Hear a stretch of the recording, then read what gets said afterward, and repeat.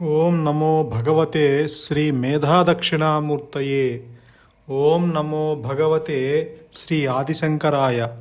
ఓం నమో భగవతే శ్రీ రమణాయ. శ్రీ గురుభ్యో నమ. Except the truth everything is created by the mind అన్నారు భగవాన్ రమణుడు. సత్యము తప్పించి మిగతావన్నీ ఈ మనస్సు చేసిన మాయే. ఇవన్నీ మాయా కల్పితాలు. ఇవన్నీ నీ మనస్సులో గొడవలు. దానికిను ఈ సత్యానికి ఎటువంటి సంబంధం లేదు. కాబట్టి ఆ లోపల ఉన్న నీ హృదయంలో ఉన్న సద్వస్తువు ఏదైతే ఉన్నదో అది తప్పించి మిగతావన్నీ తాత్కాలికాలే.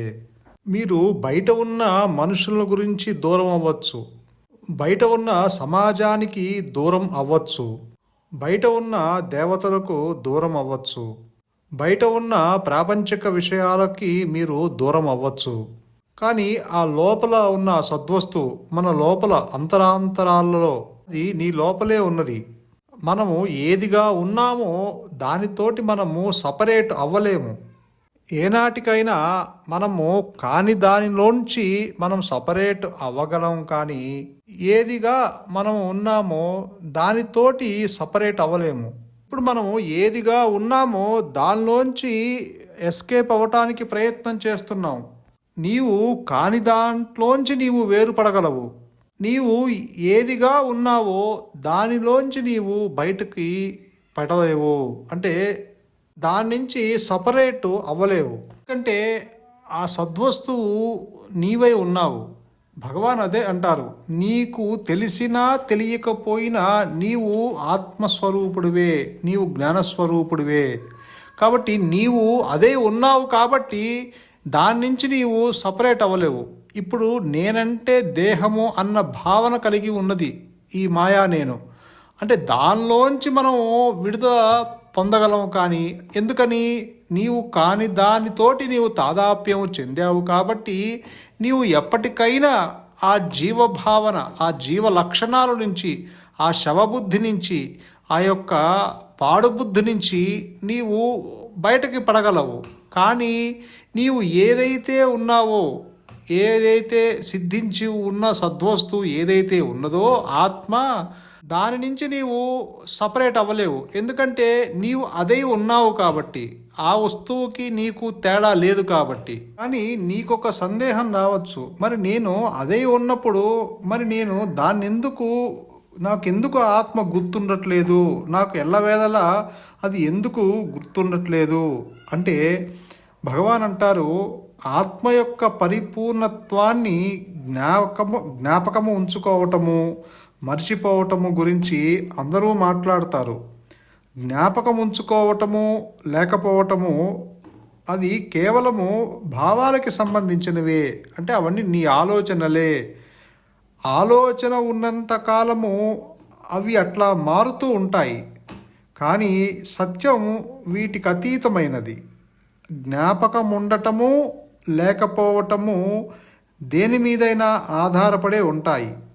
అది ఆత్మకి భిన్నమవ్వాలి, లేకపోతే జ్ఞాపకం ఉండకపోవటము అంటూ సంభవించదు. ఈ జ్ఞాపకం ఉండటము లేకపోవటము వ్యక్తిగత అహంకారం మీద ఆధారపడి ఉంటాయి. దీనికోసం వెతకటం ప్రారంభిస్తే అది దొరకదు. అది వాస్తవం కాదు కాబట్టి. అంటే అహంకారం అసలు పుట్టనే లేదు కాబట్టి ఆ మాయా నేను నీకు చిక్కదు. ఈ వ్యక్తిగతమైన నేను అనేదే మాయ, అవిద్య, అజ్ఞానము. ఇటువంటి అజ్ఞానం లేదని తెలుసుకోవటమే అన్ని ఆధ్యాత్మిక బోధనల ప్రయోజనము. ఎరుక గురించి తెలియకపోవటమే అజ్ఞానం అంటే. ఎరుకే జ్ఞానం అంటే. అది శాశ్వతము, సహజము. అజ్ఞానము అసహజము, అశాశ్వతము, అసత్యము అంటారు భగవాన్. అంటే సాక్షాత్కారము ఎప్పుడూ ఉండనే ఉంది. ఆత్మ అది ఆల్రెడీ సిద్ధించి ఉంది. ఇక్కడ ఏ భావము లేని స్థితే నిజమైన స్థితి. సాక్షాత్కారం పొందటం అంటూ ఏ కార్యము లేదు.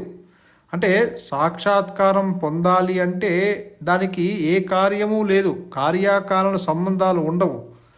ఆత్మని గ్రహింపని వారెవరైనా ఉంటారా? అసలు తన ఉనికిని ఎవరైనా కాదంటారా?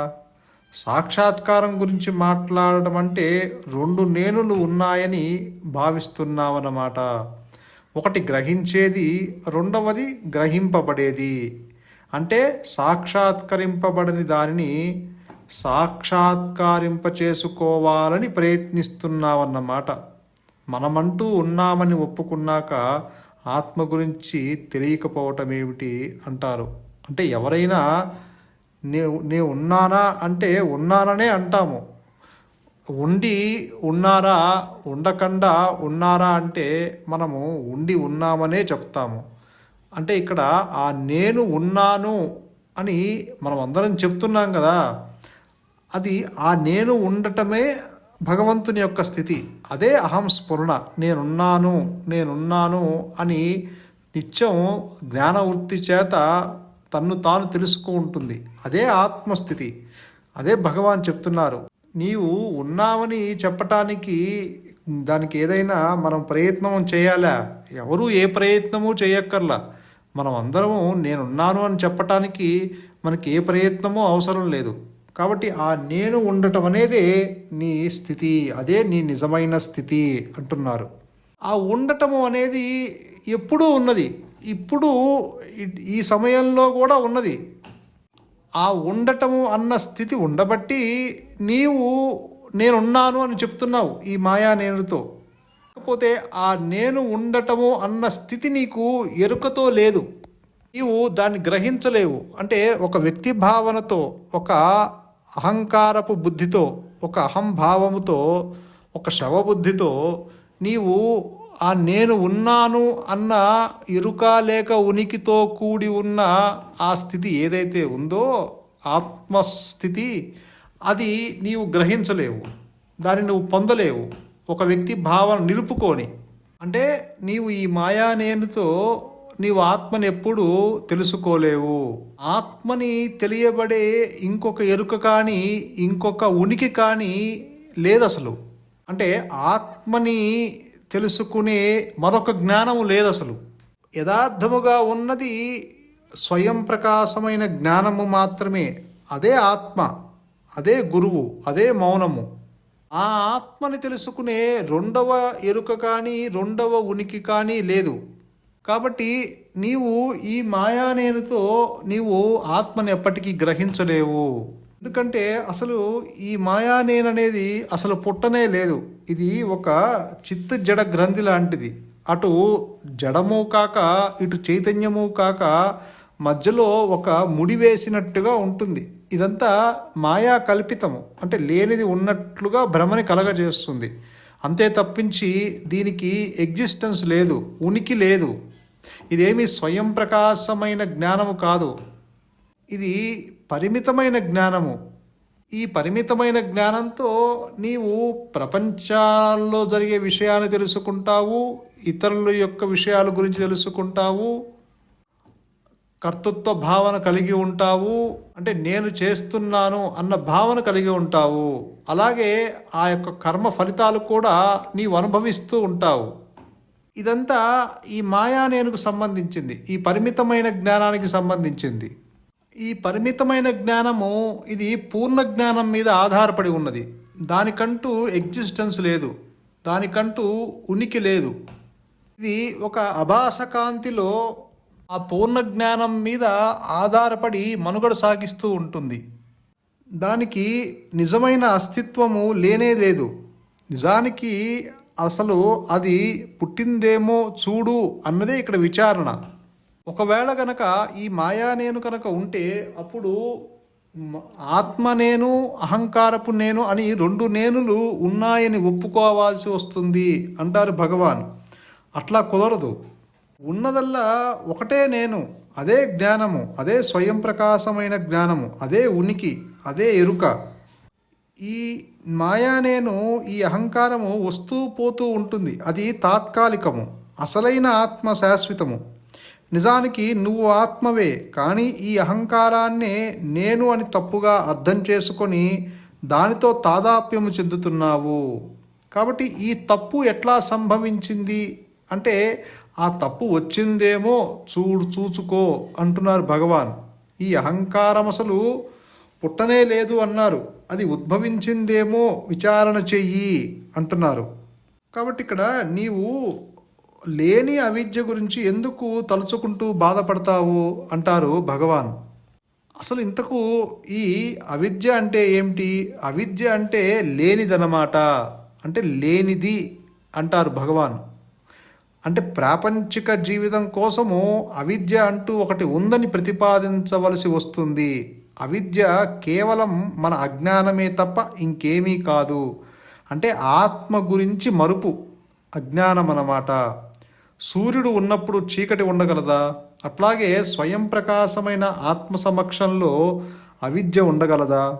నువ్వు ఆత్మవేనని తెలుసుకుంటే ఇక అంధకారం కానీ అవిద్య కానీ శోకం కానీ ఉండనే ఉండవు. దుఃఖాన్ని బాధని అనుభవించేది ఈ మనస్సే. అహంకారం అంటే అంధకారం రాను రాదు, పోను పోదు. సూర్యుని చూడు, అంధకారం లేనే లేదు. అట్లాగే ఆత్మని గమనించు, అప్పుడు అవిద్య అంటూ ఏమీ లేదని తెలుస్తుంది. నిజానికి మనము ఇంకొక కోణం నుంచి చూస్తే అసలు అసత్యం అంటూ ఏమీ లేదు. ఉండేదల్లా ఆత్మ ఒక్కటే. ఈ ప్రపంచాన్ని మిగిలిన వాటిని నీవు గ్రహించటానికి మూల కారణం అహంకారం. దాని మూలమేదో కనుక్కోవటానికి ప్రయత్నిస్తే అది లేదని, నువ్వు చూసే ఈ సృష్టి కూడా లేదని తెలుస్తుంది అంటారు భగవాన్. కాబట్టి ఇక్కడ నీవు కొంత అంతర్ముఖమై విచారణ చేయటం వల్ల అనుగ్రహము చేత ఆత్మ తనకు తానుగా తెలియబడుతుంది. అంటే కేవలము అనుగ్రహము చేతనే ఆత్మ తనకు తానుగా వ్యక్తమవుతుందే తప్ప నీ అంతటా నీవు ఒక వ్యక్తి భావన నిలుపుకొని ఆత్మని తెలుసుకోలేవు. ఇక్కడ ఆత్మ వ్యక్తం అవటము అంటే అది వ్యక్తం అవుతూనే ఉన్నది ఇప్పుడు కూడా. కాకపోతే నీవు దేనితో తాదాప్యము చెందావు అన్నది ఇక్కడ ఇంపార్టెంట్. నీవు ఆలోచనలతో బహిర్ముఖం అవుతున్నావు ఎప్పుడు. నీవు ఒక్క క్షణమైన చింతావిహీనానికి రావట్లేదు. అదే గురువుగారు అంటారు. అంటే విషయ చింతన తల ఎత్తకుండా క్షణకాలం కనుక ఉంటే స్వరూప జ్ఞానం ఏదైతే ఉన్నదో అది జ్ఞానవృత్తి చేత అహమహమంటూ తనకు తానుగా ప్రకటిస్తున్న స్థితిని నీ స్వరూపంగా గ్రహించేటట్లు నిలిచేటట్లు అనుగ్రహం చేత అది ప్రకాశిస్తూనే ఉంటుంది అన్న స్థితి ఏర్పడుతుంది. అప్పుడు రెండు నేనులు ఉండవు, ఉన్నది ఒకటే నేను. అదే అహం స్ఫురణ. సంతోషం. మౌనమే నీ సహజత్వం. మౌనమే శరణ్యం. ధన్యోస్మి.